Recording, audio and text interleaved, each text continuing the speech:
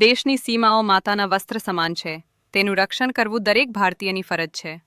ભીષ્મ પિતામહ. નમસ્કાર દર્શક મિત્રો, સરહદ ન્યૂઝ ચેનલમાં આપનું સ્વાગત છે. હું અનિતા ગોસ્વામી. હવે જોઈએ સમાચાર વિસ્તારથી. બનાસકાંઠામાં સ્થાનિક સ્વરાજ્યની ચૂંટણીઓનો જંગ જામી રહ્યો છે. ત્યારે ઓગળ તાલુકાના વડા ગામે કોંગ્રેસના ગઢમાં મોટું ગાબડું પડતા રાજકીય ગરમાવો વ્યાપી ગયો છે. ઓગળ તાલુકાના વડા જિલ્લા પંચાયત વિસ્તારમાં જોગમાયા મંદિરના પવિત્ર પ્રાંગણમાં એક ભવ્ય કાર્યક્રમ યોજાયો હતો, જેમાં ઉણેચા પરિવારના અગ્રણી ચંદુજી વાઘાજી ઠાકોર પોતાના 100 થી વધુ સમર્થકો સાથે કોંગ્રેસને રામ રામ કરી વિધિવત રીતે ભારતીય જનતા પાર્ટીમાં જોડાયા છે. આ પ્રસંગે વાવ થરાદના ધારાસભ્ય અને રાજ્ય સરકારના મંત્રી સ્વરૂપજી ઠાકોર, બનાસકાંઠા જિલ્લા ભાજપ પ્રમુખ કીર્તિસિંહ વાઘેલા તેમજ રાધનપુરના ધારાસભ્ય લવેંગજી ઠાકોર સહિતના દિગ્ગજો ખાસ ઉપસ્થિત રહ્યા હતા અને નવા આગંતુકોને કેસરીયો ખેસ પહેરાવી પક્ષમાં આવકાર્યા હતા. ભાજપમાં જોડાયેલા ચંદુજી ઠાકોરે વડાપ્રધાનના એક ભારત શ્રેષ્ઠ ભારતના સ્વપ્નને સાકાર કરવા અને સરકારની કલ્યાણકારી યોજનાઓ છેવાડાના માનવી સુધી પહોંચાડવાની નેમ સાથે આ નિર્ણય લીધો હોવાનું જણાવ્યું હતું. આ કાર્યક્રમમાં બનાસ બેંકના ચેરમેન ડાયાભાઈ પિલિયાતર, થરાદ યાર્ડના ચેરમેન ઈશ્વરભાઈ પટેલ અને પૂર્વ પ્રમુખ પૃથ્વીરાજસિંહ વાઘેલા સહિતના આગેવાનોની હાજરીમાં ભાજપે શક્તિ પ્રદર્શન કર્યું હતું, જેનાથી આગામી તાલુકા અને જિલ્લા પંચાયતની ચૂંટણીમાં વડા સીટ પર ભાજપનું પલ્લું ભારે દેખાઈ રહ્યું છે. આગામી સ્થાનિક સ્વરાજ્યની ચૂંટણીઓને ધ્યાને રાખીને ભાજપે રણનીતિ તેજ કરી છે, જેમાં ખાસ કરીને ઠાકોર સમાજના પ્રભુત્વવાળી બેઠકો પર ગાબડા પાડવાની નીતિ સફળ થતી જોવા મળી રહી છે. મંત્રી સ્વરૂપજી ઠાકોર અને કીર્તિસિંહ વાઘેલાએ જણાવ્યું હતું કે વડા જિલ્લા પંચાયત બેઠક હેઠળ આવતા ઠાકોર સમાજના મતદારો હવે સૌનો સાથ સૌનો વિકાસના સૂત્ર સાથે જોડાઈ રહ્યા છે, જે કોંગ્રેસ માટે ચિંતાનો વિષય છે. પક્ષના હોદ્દેદારોએ વિશ્વાસ વ્યક્ત કર્યો છે કે આ નવા જોડાણથી ઓગળ તાલુકા અને આસપાસના વિસ્તારોમાં ભાજપની સંગઠન શક્તિ બમણી થશે. આગામી દિવસોમાં વધુ કાર્યકરો ભાજપમાં જોડાય તેવા સંકેતો સાથે પક્ષે ચૂંટણી જીતવા માટે અત્યારથી જ ગ્રામીણ સ્તરે માઇક્રો પ્લાનિંગ શરૂ કરી દીધું છે. જિલ્લા પંચાયતની કાર્યકર્તાની બેઠકની અંદર મોદી સાહેબની વિકાસની યાત્રા છે.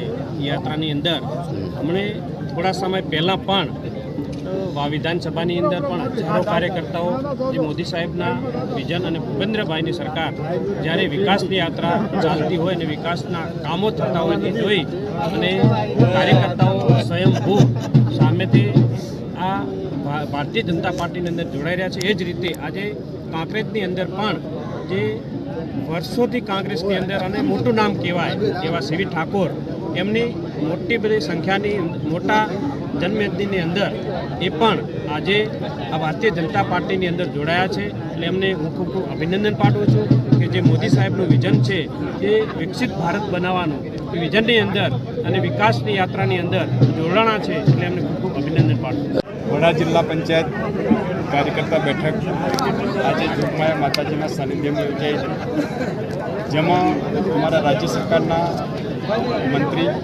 સન્માન્ય શ્રી સંજીવ ઠાકોરની વિશેષ ઉપસ્થિતિ હતી. સાથે રાધનપુરના ધારાસભ્ય શ્રી લવિંગજી ઠાકોર, રાધનપુરના પ્રમુખ ધારાસભ્ય શ્રી નાગરજી ઠાકોર, અમારા જિલ્લા ભાજપના મહામંત્રી શ્રી રસિકજી ઠાકોર, અમારા વિસ્તારના આગેવાન શ્રી ડીડી જાલેરાજી વગેરે વિશેષ વ્યક્તિની ઉપસ્થિતિમાં આજની આ બેઠક હતી. એમાં ખાસ આજે દેશના પ્રધાનમંત્રી આદરણીય શ્રી નરેન્દ્રભાઈ મોદી સાહેબની વિકાસની રાજનીતિથી પ્રભાવિત થઈ આ વિસ્તારના યુવા આગેવાન સીવી ઠાકોર અને એમની ટીમ અનેક કાર્યકર્તાઓ સાથે ભારતીય જનતા પાર્ટીમાં જોડાઈ દેશના વડાપ્રધાન શ્રી નરેન્દ્રભાઈ મોદી સાહેબના હાથ મજબૂત કરવા માટે, ભારતીય જનતા પાર્ટીના હાથ મજબૂત કરવા માટે, આ વિસ્તારના જનહિત અને જનકલ્યાણના કામો માટે વિકાસની રાજનીતિમાં સીવી ઠાકોર અને એમની ટીમ જોડાઈ છે.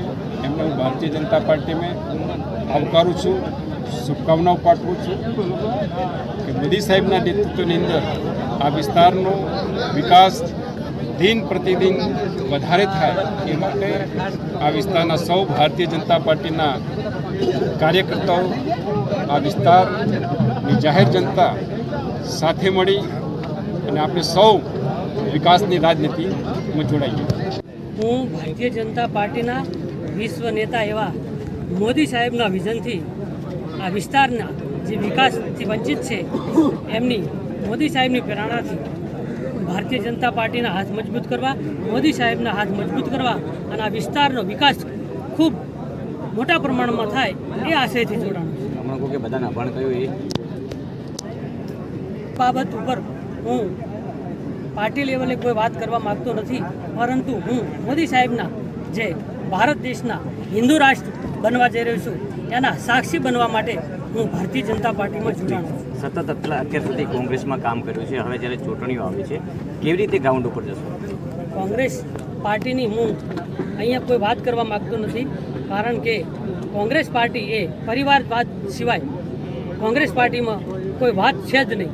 એટલે હું કોઈ એવી અપેક્ષાથી ભારતીય જનતા પાર્ટીમાં જોડાનો નથી, પણ એક સામાન્ય કાર્યકર તરીકે હું ભારતીય જનતા પાર્ટીની સેવા કરવા માટે અને મોદી સાહેબને ભારત દેશ નહીં પરંતુ વિશ્વ નેતા બનાવવા માટે હું એમની સાથે જોડાણો છું.